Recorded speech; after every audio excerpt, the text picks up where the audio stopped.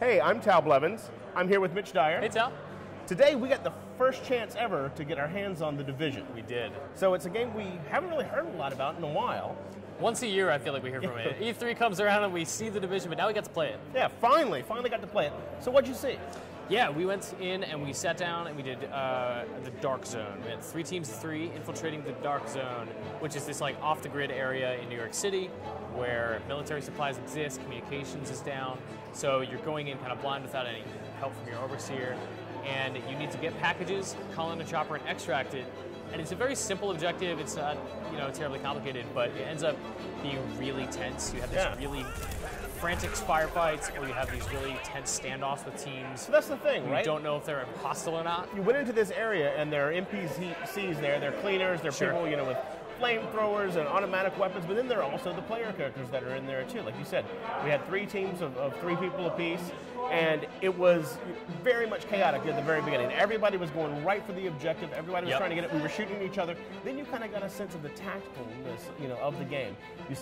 We thought, okay, let's hang back a little bit. Let's let the other teams go in, wait in, take the NPCs out, and then when they're hurt, we'll actually shoot them in the back, and then we'll get the package. Yeah, my favorite thing about the combat system and just the way it works is if your team comes in and my team is extracting and you take a shot at us, you instantly become rogue.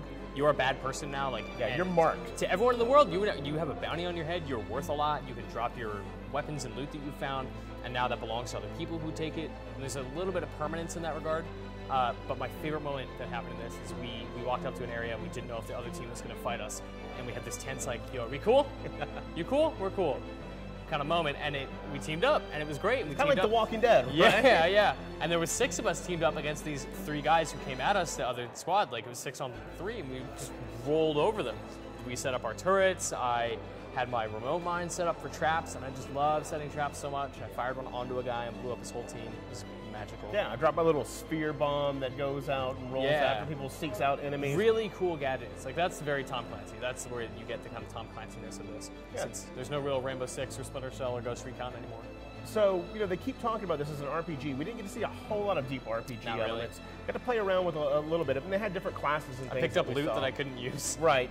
But, I'm really interested to see how that expands the game.